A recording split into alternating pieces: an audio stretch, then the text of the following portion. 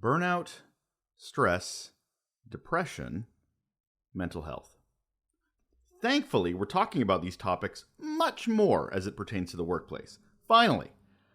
But there is one word that I'm not hearing about as much, which is anxiety.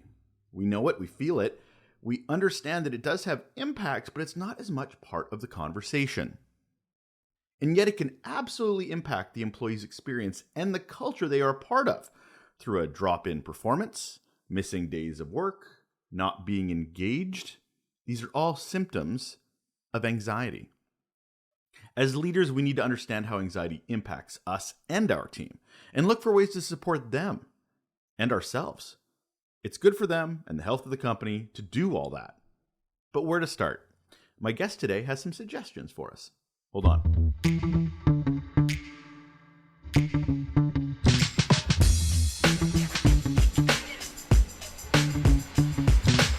Welcome back to Relationships at Work, the leadership guide to creating a workplace we love. I'm Russel, your communications nerd with a couple of decades of experience in that and in leadership. And I also have a bunch of curiosity on how we can make the workplace a better place to work. And this show is a great place to start. Thanks for joining me. I'm back from a pretty intense whirlwind of a time in Colorado. I attended Podcast Movement, one of the biggest podcast conferences in the world. Really enjoyed myself. They put on an amazing show. If you're a podcast creator, interested in being a podcaster, their big summer conference is really worth going to. I've been 3 times now and always come out of it with my head buzzing with all the things I want to do and all the things I should do. Learned a lot, met some amazing people. Funny story though. The minute I talked about this show and our focus, people immediately wanted my help to try to work on a scenario. So I'm like, so the show is about, helping leaders create great workplaces, not destroy them. There was this little twinkle in their eye, and they're like, oh, I got a situation for you. That happened far more than once or twice. Mostly it was about change management and how to go about doing it properly. Lots of discussion on legacy, lots of discussion on buy-in, communication. The understanding I really had to hammer home was that it's not all a checked box. This is not something you're like, change management, done. It's work and a process that will take years, not days, not months. And also how much those leaders need to be involved in that change management. That's not just something they can outsource. If relationships with their teams, their employees, their colleagues matters to them. And that would seem to be a bit of a light bulb moment for a few people. But you know what? I really appreciated their vulnerability in sharing their stories and kind of glad I could help, which is the whole point of this show, to help create great work cultures and do our best not to destroy them. Speaking of which, really lines up with our topic today. We're going to talk about an impactful one that for us and for those on our team, I don't know if it's talked about enough throughout organizations. Anxiety. As I said off the top, we talk about depression, burnout, stress, but for whatever reason, anxiety is one that just does not get as much exposure. Research published by the Health and Safety Executive found that anxiety, along with stress and depression, accounts for half of all work-related sickness absences.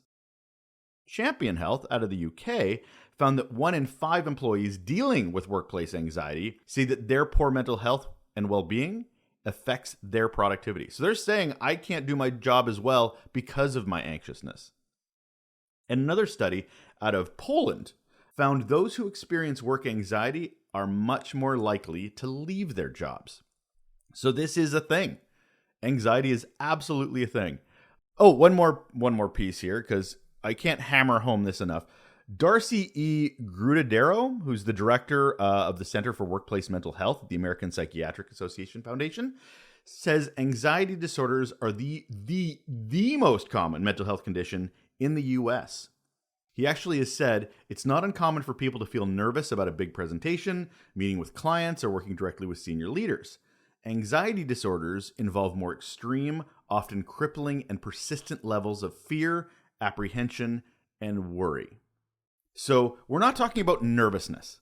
We're talking about anxiety. In fact, coworkers and managers might not realize a person they work with has anxiety disorder. This director said that some red flags that might suggest a person has anxiety disorder include a drop in performance, excessive missed days of work, not appearing engaged in work, physical complaints like sweating, upset stomach, not sleeping well, and usually without an explanation, and poor job productivity. So why don't we take this more seriously? Why is this not part of the conversation with burnout, stress, depression? Like I said, I hear about those other things, not anxiety. My guest today focuses on leadership and workplace mental health, and as a registered psychologist, she has been helping organizations get a better understanding of anxiety's impacts and how to mitigate them. And she's here to help us understand it all. Over to her. On the show today, we have Dr. Marie-Helene Pelletier, and here is why she is awesome. She is a registered psychologist and international keynote speaker focusing on leadership, workplace, mental health. She is a creator and faculty member for leadership resilience and workplace mental health courses at the University of British Columbia Sauder School of Business. She's a member of the Global Clinical Practice Network for the World Health Organization and a former director on the boards of Canadian Psychological Association and the International Association of Applied Psychology. All one breath, not bad. And she has a PhD and MBA, more than 20 years of experience as a senior leader in the corporate, insurance, governance, and healthcare sectors. And she's here right now. Hello, Marie-Helene. How are you? Hello, Russel. Such a pleasure to be here. As we do with every episode, we have to start with the first question, which is, what's your best or worst employee experience? Yes. I'll go with my best. And it is now decades ago when I first got my first larger corporate job. And it was with Wilson Benwell at the time, which is now Homewood Health. But I was very interested in working for that company. I had just moved to Vancouver. They did not have a posting, a job, or anything. But I had conversations with a number of people within the organization and just decided on my own to write a proposal of some of my ideas of what they could do with just what they talked about. And when I came back to bring that paper in, because it is now a couple of decades ago, you would not email at the time, you would actually bring paper.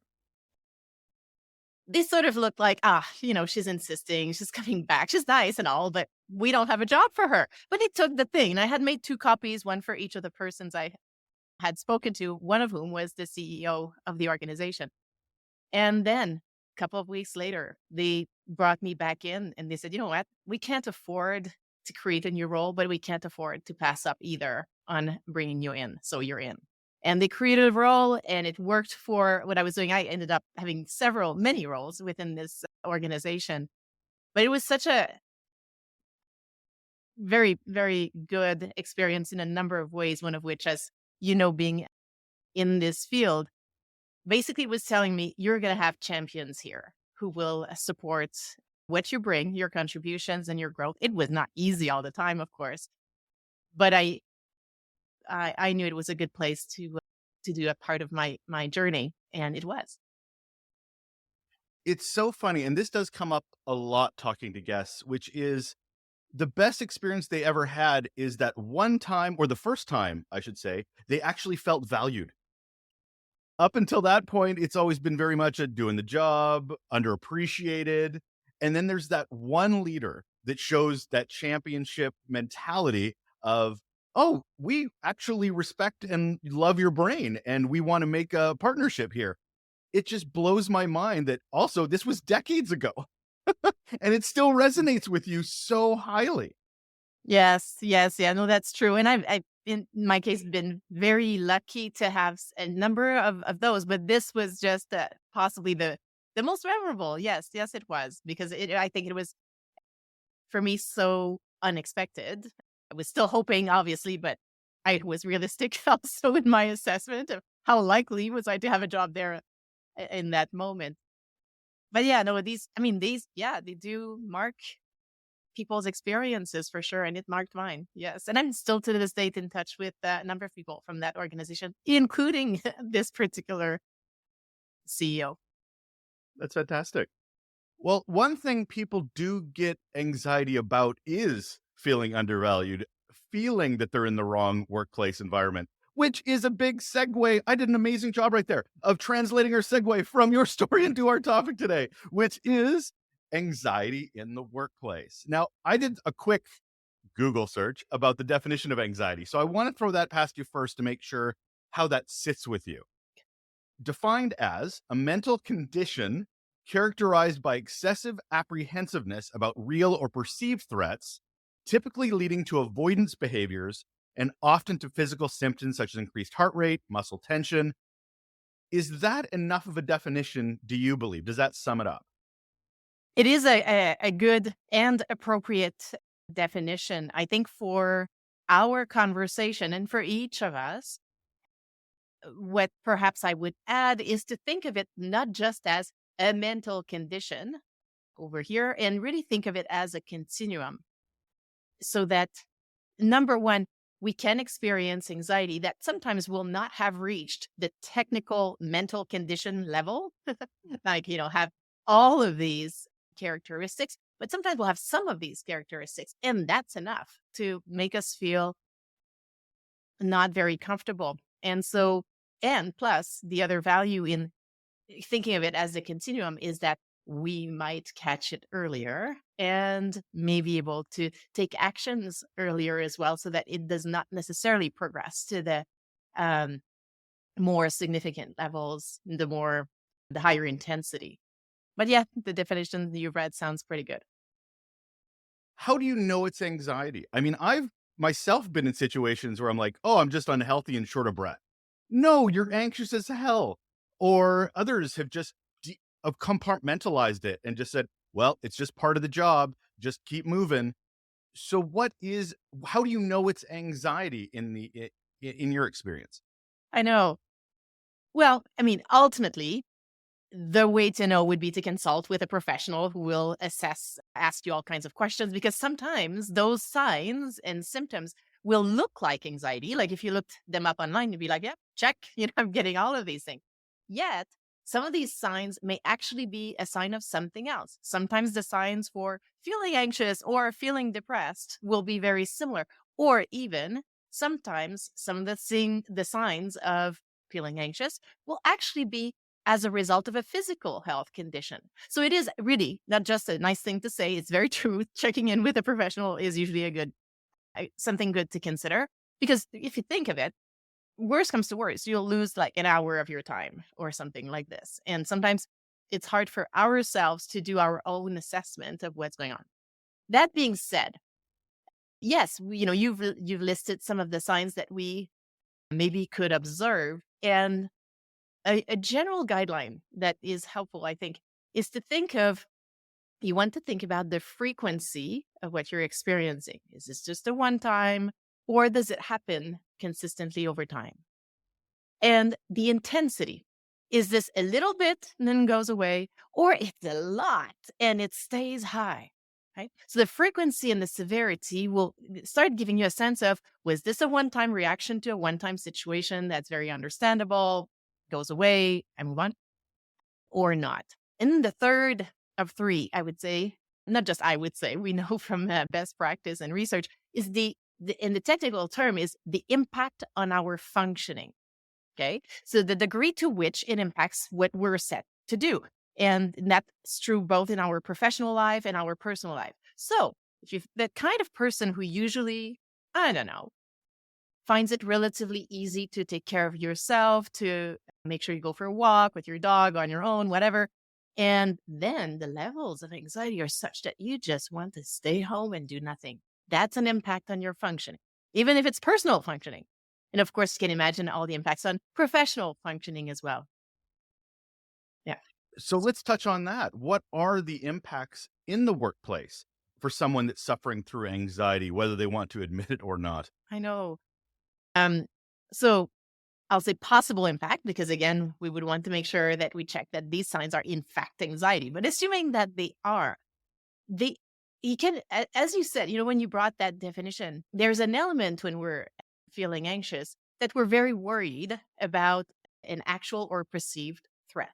So a lot of our brain is used, like the alarm center is now on, and it's used to making sure we're checking for all the other threats, how we're going to react to all this. I get a lot of the focus is on that perceived or actual threat, which means by definition, brain is limited. It's fabulous and everything. However, there's only so much the brain can handle. So if a lot of it is used managing the threat, that means we have less for the other things. So it's harder to concentrate. For example, things that you used to read once and you're moving, now you've read it once, nothing got in. You have to reread it again. Or it takes you much longer than usual to do something that usually would take you half an hour. Now you've been 2 hours at it and you're barely done making decisions. Let's say usually you take your time, it works well for you. Now you're just like, oh, let's decide quickly because I don't know. Or the reverse. Usually you make decisions quickly because you can see everything and and now it takes you much longer. So these are examples of ways in which it could show up in our work. And of course, there's others, like we could be more impatient, not as good in how we react to challenges, how we interact with people, ways in which are not how we want to be, how we are usually when we are at our best. So these are signs, and they will start small, and we will ignore them when they start Mhm. small. That's the piece where I often say, and people I've worked with get better and better at identifying these beginnings of reactions, like a 2 out of 10, as opposed to a 9.5. What would you just say to someone where they'll just say, but it's part of the job. Yeah. This is part of being an executive. This is part of being in a high pressure situation. I'm stronger as a leader if I can just, power through. Yes. I will say it depends. It depends. It is I think, very realistic that in some roles, we want to acknowledge that there is a fairly high level of demands, of pressures, of demands that are all coming at the same time, unexpected, large ones. In some roles, that's part of the job. That's true. Okay. That being said, what we want to be careful of is to not minimize what this is. Because if we minimize this and say, oh, that's normal, it's all part of the job, put my head down, keep working, we're at risk of not being self aware, not paying attention to what these large demands, the impact that they're having on us here. And there in that window, like you can have all these demands and we're here being impacted.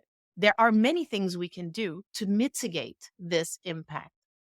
And and so we don't want to just say, yes, these demands are there, it's normal, it's part of the job, keep going, because then we're not being self-aware, we're not paying attention to the impact, and we're not therefore doing anything to mitigate it. We keep going, and that means you'll eventually trend down. You're putting yourself at risk. And so that's what I would say. I would say it depends. Pay attention. Are you self-aware? Are you seeing the signs? Are you taking actions to mitigate these signs? And there's a limit to how much we can mitigate too. There will be a point at which the levels of demands here are such that they're not actually healthy. Not healthy for any human being, not healthy for you in this moment in time, given your other demands, given your experience, everything. It depends. And so we need to explore this a bit. And I do like that you say depends because there will be a lot of people at both ends of the spectrum in the hierarchical organization from the top going, oh, it's part of the job, but also that frontline staff who Yes. feel those levels and that heightened level of anxiety, which like, you know what, I'm just starting. I need to power through this and show my strength at work, to show my capability at work. So I need to just power through this as well. I mean, both jobs important, different levels, but anxiety impacting them. So it really, I love that you mentioned that it depends and it's not a cookie cutter to it. It's so much so. And, Russell, I have a book coming out February 6th, 2024, and it is called The Resilience Plan, a strategic approach to optimizing your work performance and mental health.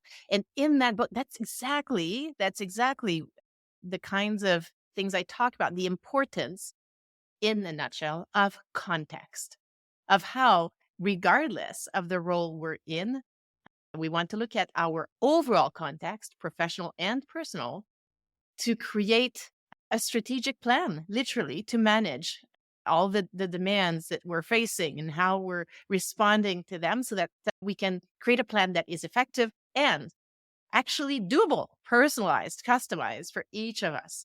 And so that is critical. In the absence of this, general cookie cutter guidelines will just, yeah, they make sense, but they wash, they roll off our back and we keep going because they don't seem to change anything. And they don't because they're not customized.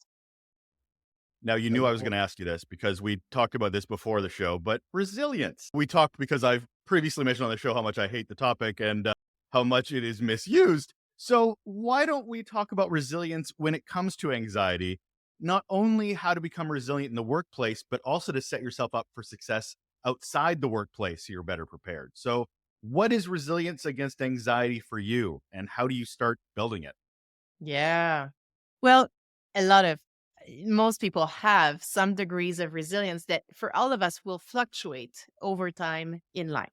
And in a nutshell, that's our ability to go through adversity, setbacks, sometimes all at the same time, and come out, learn from them, and come out even stronger. And so you can see how, if we go with this definition and we work on a consistent basis to do everything we can, consistent meaning every day, actually, to increase it, then it almost becomes, it serves as, in a way, a protective factor, not immunization. It's not the guaranteed protection, but it's a protective factor in the overall equation of our psychological health. And so as we build resilience, we can talk about examples of ways to do this. It will allow each of us to bring our best to our professional and personal life. I think that sometimes the main, and I actually really like the resistance to resilience that has become a bit part of the conversation, because mostly the reason that wait a second conversation has happened is because not so long ago there was part of the discourse that suggested that it was exclusively within us as individuals to build. And if we were doing this, then we were going to be fine, regardless of being at times in a completely unhealthy, toxic environment, personal or professional or both. And that is critical. There is a limit to how just us as individual can do. We are in a context. However, what I'm saying is we still need to build this individual resilience, because we'll need it to make decisions about this environment that we're really right now we're in. Are we going to try to influence it? Are we going to mitigate how we experience it? Are we going to leave it? But if we're like bottom of our tank, no resilience, like completely impacted, then it's harder to manage this challenging environment. So could you give me a couple examples for the either work or at home of how you could be starting to build that resilience? Yes. Yes. And the key thing here is not so much the generic directions, which Mm, in a conversation like this, that's all I can bring, but it's how each of us implement these things. I'll give you examples actually, just please. to show what I mean. So we know, for example, from research, if resilience was a mathematical equation, there would be many variables that get us to this increasing resilience. But there are four that are possibly the most predictive variables. We all know them, nothing new here. Exercise, three types: cardio, strength training, meditative type activity, nutrition, sleep, and relationships, spending time with people we enjoy spending time with. Everyone knows about these things. No one, it's not a Mhm. mystery for anyone. And if by magic we could implement this in our daily life now, we would. And some people manage through some phases to actually do this. What we need is for each of us to look at, okay, given my current life, my current demands, if right now I'm not implementing all this on a daily basis, in which ways can I translate each of these things in actions that are so small that I actually can do this today? So if I were to give an example of, for example, the first variable, exercise, I am aiming, let's say, at doing a half hour exercise today. And I see that in my schedule, it absolutely is not there. It will not happen. It's not possible. Well, then one option may be to scale it to something very, very small, like going to stand outside and take 5 very long, deep breaths, looking at a tree and the wind in the tree. It's not the same. We're not going to say it's the same. However, what I've done is I've maintained a version of the habit. I've maintained the commitment to investing in my resilience. And it will remind me of maybe looking at my schedule for tomorrow and finding a way to create that space. So that's an example. So we want each of us look at what is possible today and then looking to reach towards these ways of increasing resilience, which will have impacts on personal and professional. When does it get to a point where you're thinking, and you kind of touched on this, where you're thinking, I shouldn't have to be this resilient? You are doing all the things at home, you're like the healthier lifestyle, the personalization of what works for you. You show up at work every day, and it's just, why am I putting all this effort? My organization doesn't seem to care. Like you're talking about that my tank, it's on me. Why should it have to be so much? Is there a line where you're thinking, you know what, I shouldn't have to be? Sometimes when we're in a situation like this one, there is an opportunity to speak with our leader about how things are going. And I'm going to assume in this situation that you've tried that. And, unfortunately, either they do not understand or it really doesn't look like they can change anything, that kind of thing. That's often when people will use their resources, like their employee and family assistance program, for example, or consulting with someone, or just doing their own reflection on whether this is the right fit at this point. There may have been a point in which there was a very good fit. I worked with someone not too long ago that had joined the organization and worked with a certain leader. The fit was excellent. Everything was wonderful. That leader moved on to a different role. New person came in. The fit, even if it was the same job, the same company that they loved for years, actually, the whole experience was now very different. And despite their efforts to have conversation, it would not change. And so for them, it was a time to look at, okay, given that this context cannot change and that I am really not happy here, it's not the right fit for me anymore, it's time to look for something else. And for some people, that's what ends up happening. Because ultimately, if you keep staying there, and you're already seeing impact on your psychological health, the likelihood that this will stay stable and you can just put your head down and keep going is not so likely. If we've been trending down, we're more likely to continue to trend down. And at some point, it can lead to a more severe impact on our psychological health. And it's often a good idea to change that before we get there. So what is the role of the organization? What are the role of with policies or practices or leadership training? What is their role in their employees' anxiety levels? Yes, yes. Definitively have a role because they are the context in which we work. And in organizations that are healthy, we'll see them, number one, select their leaders, number one, such that it's not just an excellent individual contributor that becomes a leader as a recognition, for example. No, you become a leader. It is an area of expertise. It is a role that requires certain traits and background and knowledge. And so the way that they select their leaders, the way they support their leaders, the training that they continue to give them, the individual support on a case by case basis, the attention of each of the situations with each employee and what they need to make sure that we bring the best support possible to them.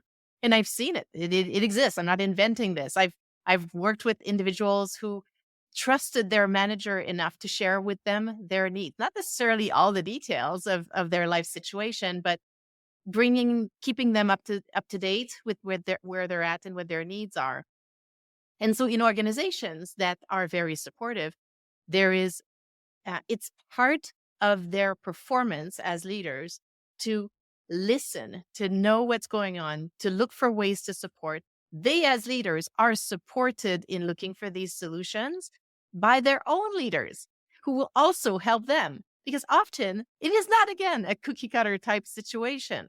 So I've seen employers like this, for example, get ahead of a potential need to be off work by instead changing their schedule, changing their work demands during the employees' work demands during a certain phase to allow them to stay at work, even while someone in their family, for example, had a very severe physical illness that they needed to support.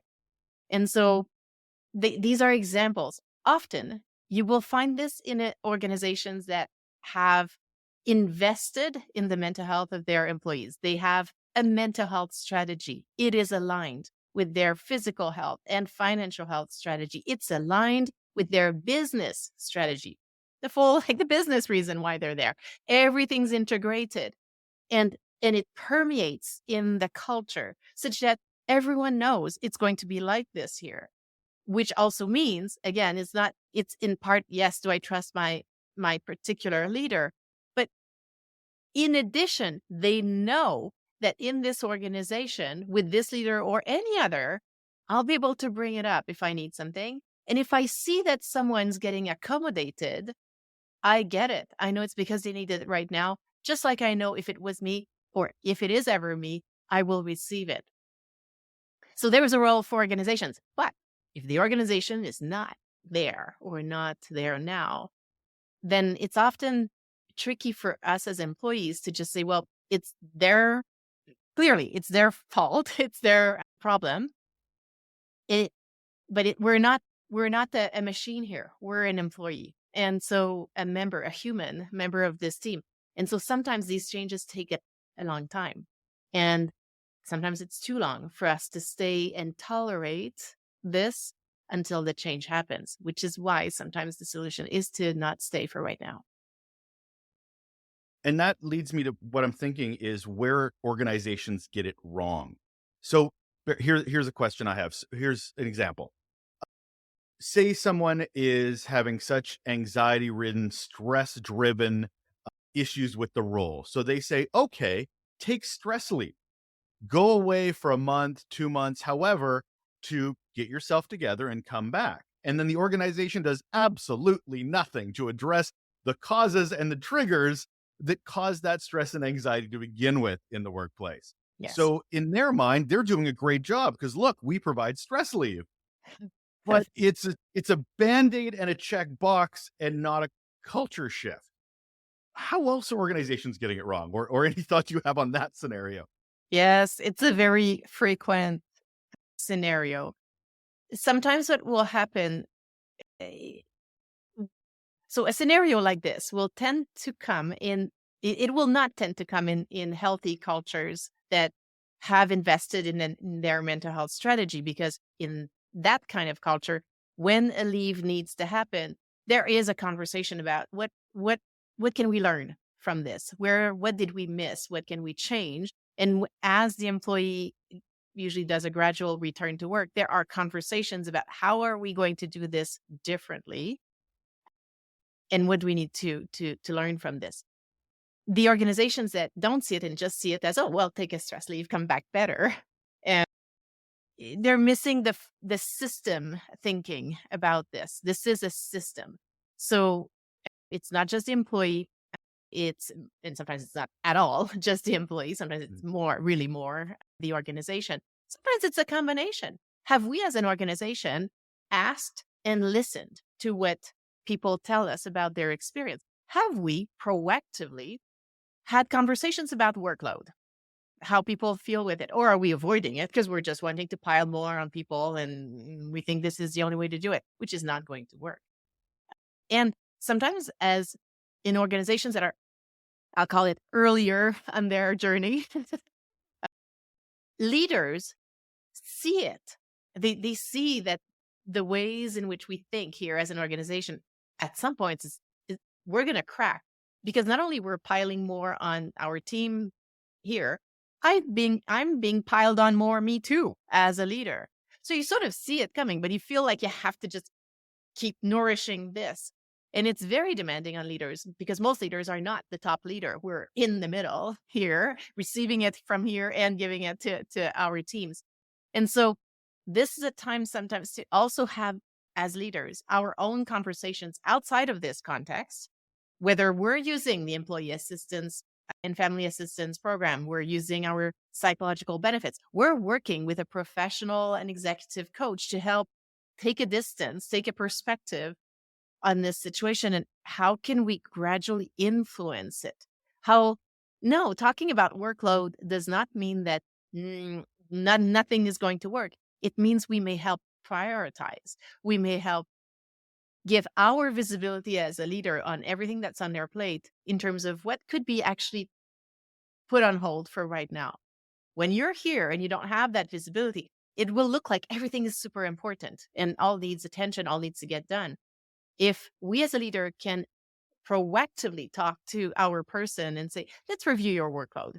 Let's see if you were to prioritize what would absolutely have to come first, what could be possibly towards the end of the list, so that we can help them find that flexibility, find that adaptability, and receive your support.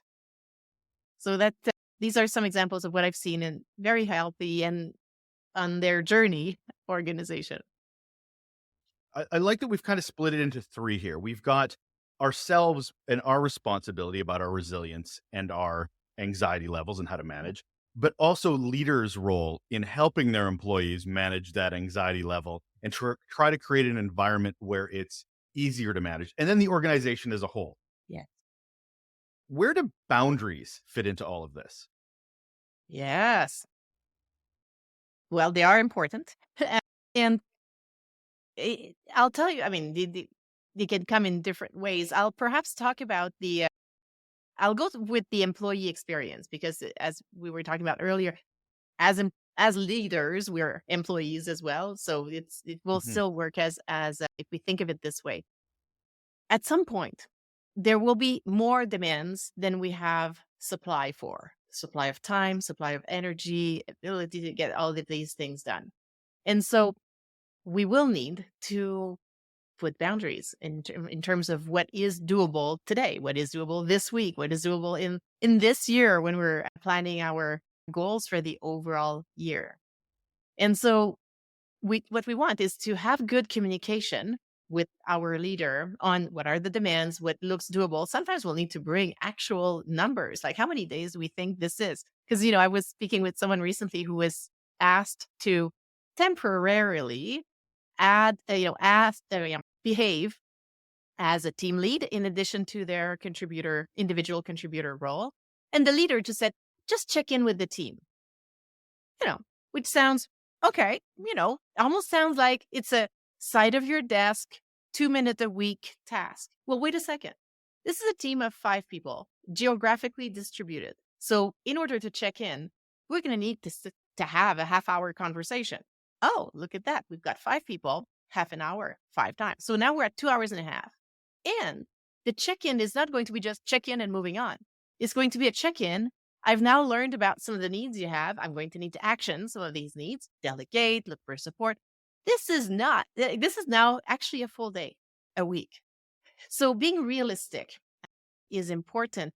And when we're being realistic, then it makes it even easier to maintain healthy boundaries, right? Because now, in this particular scenario, if this individual contributor, who's now also checking in as a team lead, taking these actions, and they're asked to do even more, the first reaction is recommended is to go back to their leader and say, oh, look, I now have this additional demand. We know that we want me to do the check-ins, and I have these 3 responsibilities that are mine. What else can be taken off temporarily my plate such that I can also meet this additional demand? So it's almost in some ways, if you've worked with project managers, it's almost like thinking of it as a project manager. A new task is coming in. We're not saying, okay, yes. We're saying, oh, new task is coming in. Where does it fit? What else needs to move? And that in itself, because sometimes with the boundaries, the recommendation is to just say no, find ways to say no, that kind of thing. Russell, can we ever just Mm. no? Most of the time, it's actually not a realistic option. A more realistic option is tell me more about this. Where does it fit? Let's have conversations, see what else needs to move. It's this kind of thing. And that's how we get to healthy boundaries in a collaborative way.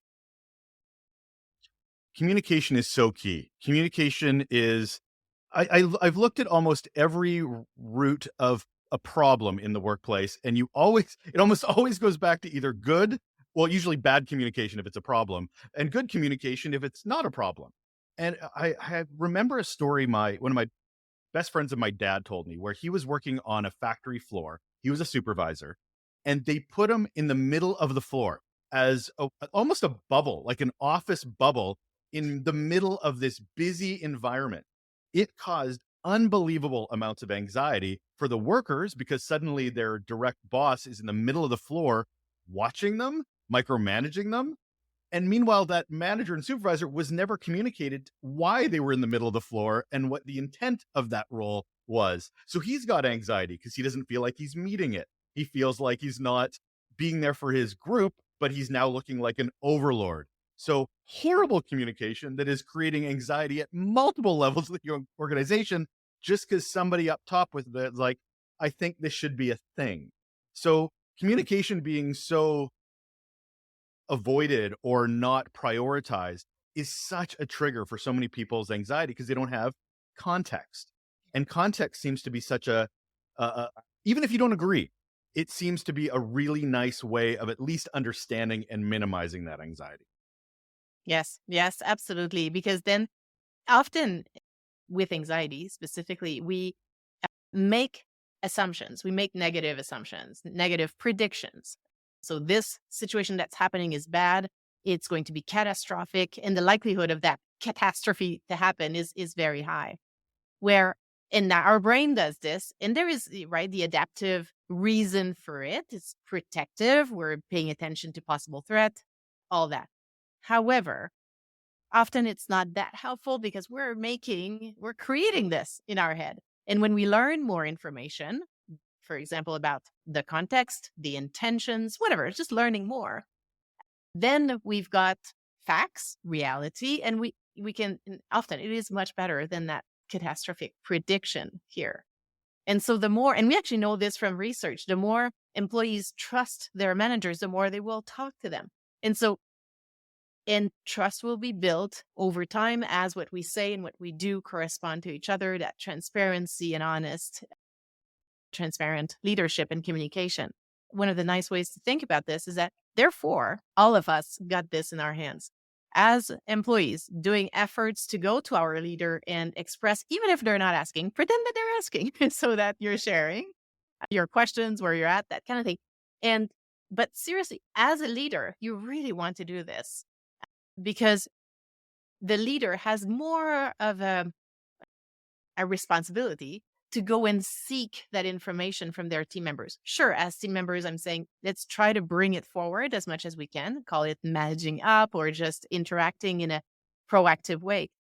But if you're a leader, it's not a 50-50 situation. You are in a leadership role. It is even more part of your role to go and ask, learn, and listen, and then take action. Is anxiety and stress the same thing, or is anxiety triggered by stress, or vice versa? That's something I've always sort of had a challenge wrapping my brain around because I know they're two separate things, but when we talk about them, we almost talk about them interchangeably. Yes, yes, you're right. In general conversations, we'll talk about them interchangeably. However, the reality is a stress is a demand. It's like it's if you think of it as a continuum, a stress would be at the beginning of the continuum, and anxiety would be more later in the continuum, where you're experiencing similar reactions to the one-time stress, but you're experiencing, like we said earlier in today's conversation, on a frequent basis, a more severe way, and it's impacting your functioning. So when we sometimes use the word anxiety, truly the word that may be more appropriate is stress. And sometimes even earlier than this, and I'm always looking to go earlier than any of these things because the more proactive we are, the better, is to start thinking about these potential stressors as just demands. So there are demands on your time, your energy, your space, whatever it is. They're demands. And And the beauty, when we think of them as demands, is that's very sort of factual description of what they often are. They may not need to generate a stress reaction for managing these demands in ways that are healthy, doable, and that kind of thing. Sometimes it's not, again, entirely in our control. They will actually be stressors, and that's what they are. And then over time, we may also experience anxiety. Sometimes anxiety will not be generated by a specific stressor or a specific demand. It's a condition that can emerge from all kinds of experiences that we've had in our lives or that we've had recently in our lives, and is not specific to a stressor or a group of stressors. But anyway, the way to think about it would be continuum, and the word that we more likely would want to use is stress instead of anxiety. But sometimes it is anxiety. You've had a bit of an academic career. You've had a bit of a career unto itself with some pretty high powered organizations. I'm going to assume that you, doctor, have had a bit of anxiety in your life that you've had to manage and deal with yourself. So, what are some ways you've personally managed some of your own anxiety when you're dealing with a doctorate or having to do a thesis or any of the high pressures that work brings? How you handled it personally? I know. Well, it's a journey. Yeah, And yeah. that's great. Here's an interesting piece, Russell. The burnout rate or the mental health of psychologists is no different than general population. It's not because we have this knowledge that we're over here in this protected area. No, we're all human, really. And that's true. That's actually very, very true. I work with psychologists, I work with physicians, in my practice. So, to answer your question, I've been in situations before I realized the importance of context. And I was so in love with my field as a psychologist, thinking, if I do all the things, it'll be fine. So, no, I've been in situations where I thought it was mostly or entirely in my hands. And only to realize at some point, well, wait a second, no, it isn't.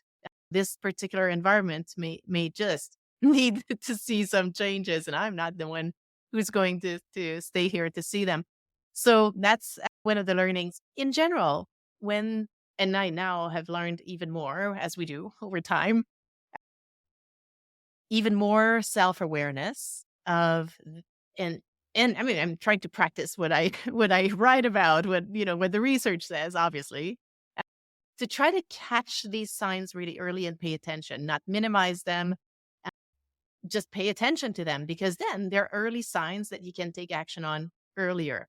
So for me, it has become to the point where if you think you're extremely busy and you're starting to feel it and you feel you have zero time to, for example, exercise or keep that lunch with a friend, you have to keep it. So the second you're thinking you need to let it go, that means it is that time where you need it the most. Make it, keep it, figure it out. Figure it out. Pretend it, think of it like a specialist appointment that you've waited 6 months to have. Would you cancel this because you're busy? No, you would go, right? So these appointments, these moments that you intended to protect to build your resilience and maintain it, particularly in high demand times, if you feel like dropping them, they're staying in. That's when you need them the most. And that's probably my biggest learning and something I continue to work to keep.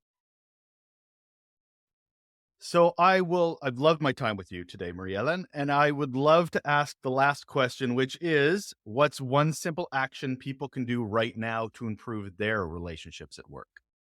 Yeah. It depends. But I'm going to say the probably the biggest return on investment will be to take care of your own health and to invest today in as much as you can of a physical activity, depending on what your particular situation is. Of course, you want to know yourself, listen to what your own health team is recommending, but to find a way to bring it back in even small ways. Because if you do this, then you're embarking on maintaining or working to maintain a version of this over time, which we know from research will have an impact. It is a long game. It is not, I can do this now and the day is transformed. Sometimes it feels like it is, but the reality is that these are long game investments. And the other piece I would say is stay curious about ways in which you can invest in all of these four variables. And there are others like spending time in nature, giving your time to volunteer activity. There are many. Stay curious about what else you could do today and do a small version of it, a 1% version of it. That is Dr. Marie-Helene Pelletier. She is a registered psychologist, international speaker, and an author of a book that will be released next year on resiliency. Thank you so much for being here. Thank you so much. And that is it. That is all. Another episode of Relationships at Work is finished. My name is Russell. Thank you again for listening. Really appreciate you taking your time to focus on employee experience, workplace culture, leadership. We spend so much of our time at work. Shouldn't it be a place we want to go to, that we feel invigorated, we want to be innovative, we want to be engaged? Well, that's what this show is all about. And if you want a little bit more of relationships at work, feel free to sign up to Raw Notes. Every Thursday, I drop a Raw Note. I pass it along into your inbox. Now, if you're curious to get one of those, you have to go to the website, relationshipsatwork.ca. Top right, you'll see free employee interviews. And what that is a free tool to help you with your onboarding, stay, and exit interviews. And by getting that free tool, which you can absolutely use, has been reviewed by HR professionals, really, really effective tool that organically takes you through that journey, then you're signed up for Raw Notes. As simple as that. And I can engage with you there as well. Okay, well, you take care. Hope it's been a great day for you. I hope it continues to be, and we'll talk soon.